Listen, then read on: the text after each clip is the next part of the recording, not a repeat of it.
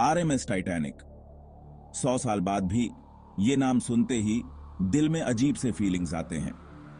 एक तरफ तो ये लग्जरी और दूसरी तरफ दर्दनाक कहात्मा टाइटैनिक की कहानी आज भी हमें हैरान और दुखी करती है। ये सिर्फ एक जहाज नहीं था, बल्कि 20वीं सदी की शुरुआत में इंसान की चाहत और इंजीनियरिंग का बेहतरीन नमूना था। लेकिन इसका डूब जाना हमें ये याद दिलाता है कि किस्मत कितनी बदलने वाली होती है और समुद्र कितना ताकतवर होता है।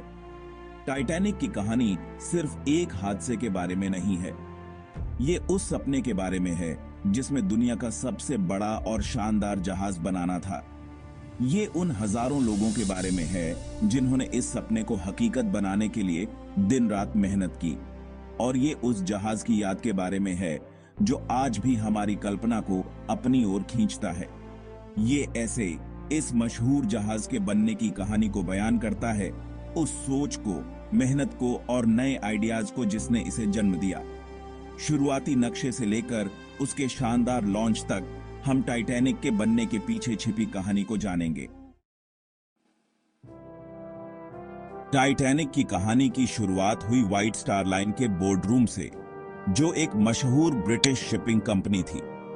अपने प्रतिद्वंदियों क्यूनेट से कड़ी टक्कर का सामना करते हुए व्हाइट स्टार लाइन ने 3 Olympic class liners Olympic, Titanic और ब्रिटानिक को बनाने का फैसला किया। ये जहाज अब तक के सबसे बड़े और सबसे ज्यादा लग्जरी वाले होने वाले थे, जिन्हें ट्रांसएटलांटिक पैसेंजर ट्रेड में राज करने के लिए डिजाइन किया गया था। इन विशालकाय जहाजों को डिजाइन करने का काम अनुभवी शिप बिल्डर्स विलियम पेरी, जो हार्लैंड एंड वुल्फ के मैनेजिंग डायरेक्टर थे, और थॉमस एंड्रूज, जो उनके डिजाइन डिपार्टमेंट के हेड थे, को सौंपा गया। साथ मिलकर उन्होंने अभूतपूर्व आकार और भव्यता वाले एक ऐसे जहाज की कल्पना की जिसमें नवीनतम तकनीकी उन्नति और आलीशान सुविधाएं शामिल हों। टाइटैनिक का निर्माण 31 मार्च 1909 को बेलफास्ट, आयरलैंड में हार्लैंड एंड वुल्फ के शिपयार्ड में शुरू हुआ। यह शिपयार्ड गतिविधियों का एक हब था, जहां हजारों लोग काम करते थे और हर कोई टाइटैनिक को बनाने में अपनी भूमिका निभा रहा था। प्रोजेक्ट का स्केल बहुत बड़ा था, इसके लिए बड़ी मात्रा में कच्चे माल, नई इंजीनियरिंग टेक्निक्स और बहुत बड़ी संख्या में वर्कर्स की जरूरत थी। टाइटैनिक का सफर उस सोच से लेकर उसके पूरा होने तक एक बहुत बड़ा काम था, जिसमें 2 साल से भी ज्यादा समय लगा और जिसमें लगातार कड़ी मेहनत और कारीगरी की जरूरत पड़ी। आइए देखते हैं इंजीनियरिंग के इस बेहतरीन कार्य के कुछ महत्वपूर्ण पड़ावों पर एक नजर। जुलाई 1908 व्हाइट स्टार लाइन ने 3 ओलंपिक क्लास लाइनर्स के निर्माण को मंजूरी दी। 31 मार्च 1909 को टाइटैनिक की पहली कील प्लेट हार्लैंड एंड वुल्फ के शिपयार्ड में रखी गई। 31 मई 1911 को टाइटैनिक को रिवर लेगन में उतारा गया, जो इसके निर्माण में एक महत्वपूर्ण पड़ाव था। 31 मार्च 1912 को महीनों तक की सजावट के बाद टाइटैनिक का सी ट्रायल्स किया गया, जिससे यह साबित हुआ कि यह समुद्र में चलने के लिए तैयार है। 10 अप्रैल 1912 को टाइटैनिक अपनी पहली यात्रा पर साउथहैम्पटन, इंग्लैंड से न्यूयॉर्क सिटी के लिए रवाना हुआ।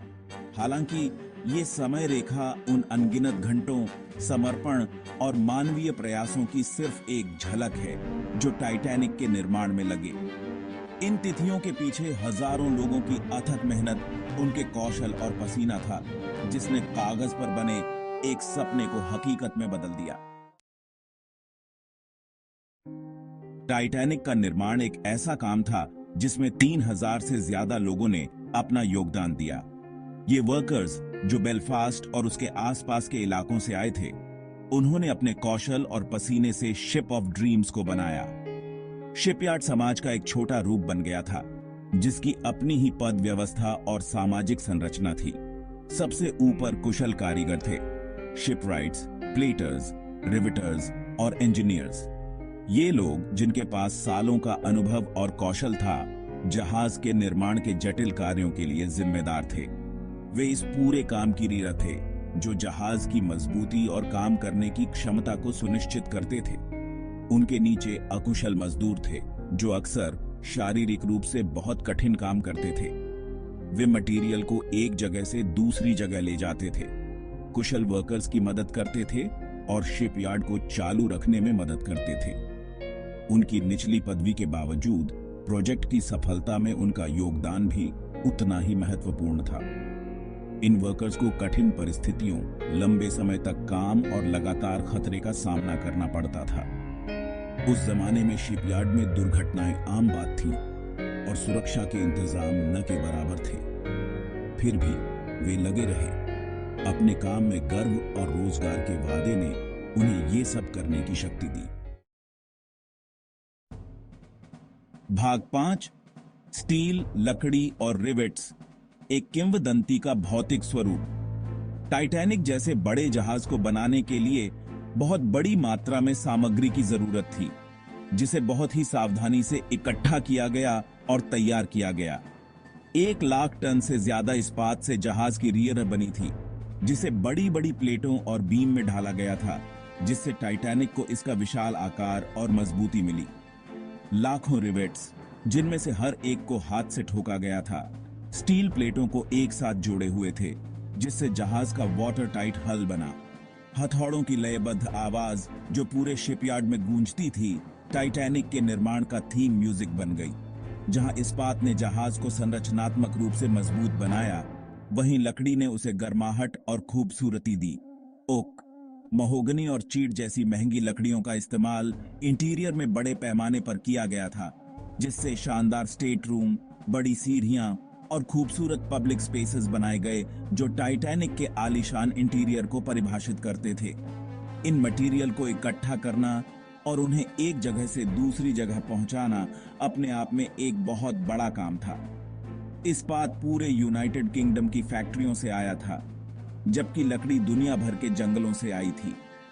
इतनी बड़ी मात्रा में मटेरियल की आवाजाही से टाइटैनिक के निर्माण के वैश्विक पहुंच और आर्थिक प्रभाव का पता चलता है। भाग 6, इंजीनियरिंग के चमत्कार, टाइटैनिक की अभिनव विशेषताएं। टाइटैनिक सिर्फ अपने आकार का ही चमत्कार नहीं था, बल्कि 20वीं सदी की शुरुआत की अभिनव इंजीनियरिंग का भी एक उदाहरण था। इसमें उस समय की नवीनतम तकनीक का इस्तेमाल किया गया था, जिसने जहाज निर्माण की सीमाओं को पीछे छोड़ दिया और समुद्र में सुरक्षा और लग्जरी के लिए नए मानक स्थापित किए। इस जहाज में 2 बड़े रेसिप्रोकेटिंग स्टीम इंजन और एक लो प्रेशर टरबाइन था, जो इसके 3 प्रोपेलर को चलाने के लिए बहुत ज्यादा शक्ति उत्पन्न करते थे। इस शक्तिशाली प्रोपल्शन सिस्टम ने टाइटैनिक को 21 नॉट्स की रफ्तार हासिल करने में मदद की, जो इसे उस समय के सबसे तेज चलने वाले ओशन लाइनर में से एक बनाता है। अपने यात्रियों को आरामदायक यात्रा प्रदान करने के लिए टाइटैनिक में उस समय की आधुनिक सुविधाएं थीं। इलेक्ट्रिक लाइट से इसके इंटीरियर रोशन किए गए थे, जबकि एक सोफिस्टिकेटेड वेंटिलेशन सिस्टम पूरे जहाज में ताजी हवा पहुंचाता था। इन नए फीचर्स का उद्देश्य लग्जरी सुविधाओं के साथ मिलकर एक अद्वितीय यात्रा अनुभव प्रदान करना था। टाइटैनिक के डिजाइन में सुरक्षा पर भी खास ध्यान दिया गया था। जहाज को डबल बॉटम हल और 15 वाटर टाइट कंपार्टमेंट्स के साथ बनाया गया था, जिसे इस तरह से डिजाइन किया गया था कि अगर कई कंपार्टमेंट्स में पानी भी भर जाए तो भी यह पानी में तैरता रहे। उस समय इस डिजाइन को बहुत ही उन्नत माना जाता था, जिसकी वजह से लोगों का मानना था कि टाइटैनिक कभी नहीं डूबेगा। भाग 7, शानदार लॉन्च गर्व और उत्सव का दिन। 31 मई 1911 का दिन बेलफास्ट में उजाला और खुशनुमा था। हर तरफ उत्साह था, क्योंकि 1 लाख से ज्यादा लोग रिवर लेगन के किनारे टाइटैनिक के लॉन्च को देखने के लिए जमा थे। यह शहर, शिपयार्ड और उन सभी लोगों के लिए बहुत ही गर्व का दिन था, जिन्होंने शिप ऑफ ड्रीम्स को बनाने के लिए अथक परिश्रम किया था।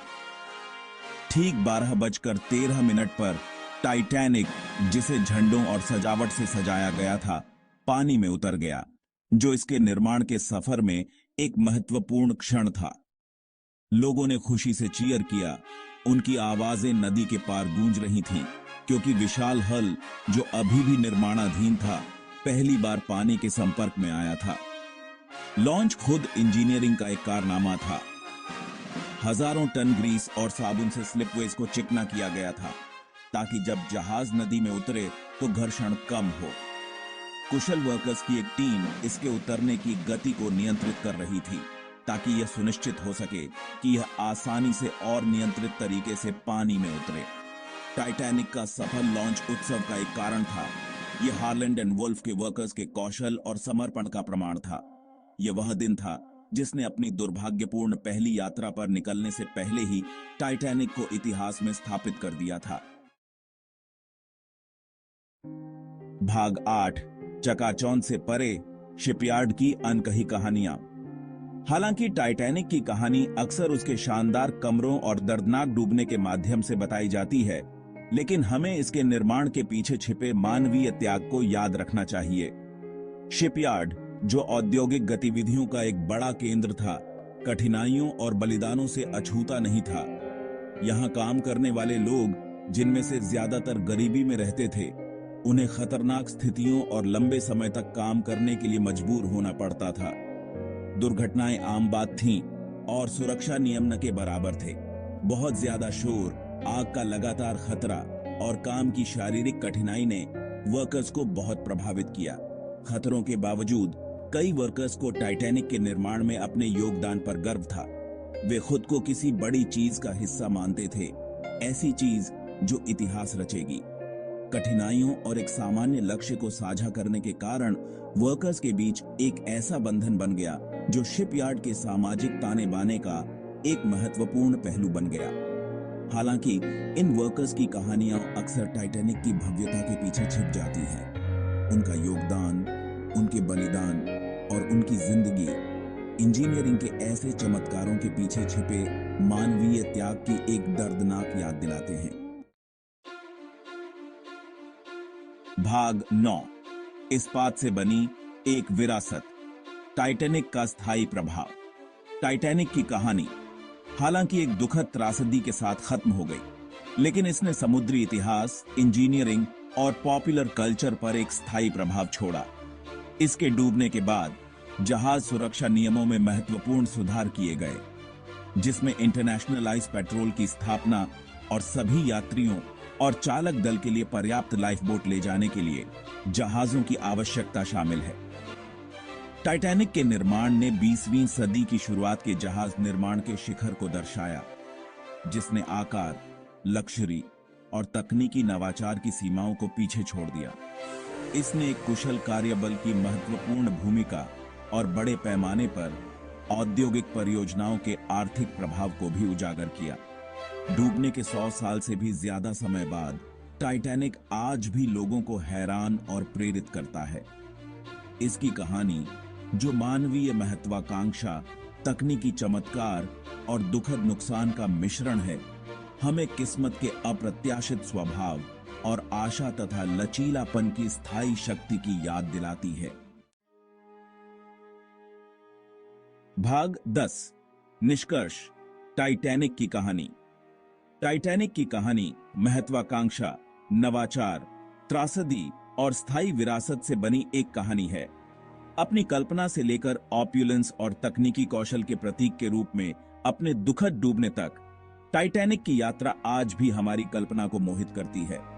इसका निर्माण मानवीय प्रतिभा और दृढ़ता का प्रमाण है, जिसमें हजारों लोगों के प्रयास शामिल थे, जिनमें से हर एक ने इस समुद्री चमत्कार को सच करने में अपनी भूमिका निभाई। हालांकि जहाज की कहानी इसकी भव्यता और तकनीकी उन्नति से कहीं आगे है। यह उन लोगों की कहानी है जिन्होंने इसे बनाया, उन यात्रियों की जो इस पर सवार थे, और उन परिवारों की जो इसके दुखद अंत से हमेशा के लिए प्रभावित हुए। टाइटैनिक की विरासत न केवल उस मलबे में है जो समुद्र की तलहटी में है, बल्कि अनगिनत कहानियों, सबक और नवाचारों में भी है जो इतिहास, इंजीनियरिंग और जीवन के अप्रत्याशित स्वभाव के बारे में हमारी समझ को आकार देते रहते हैं।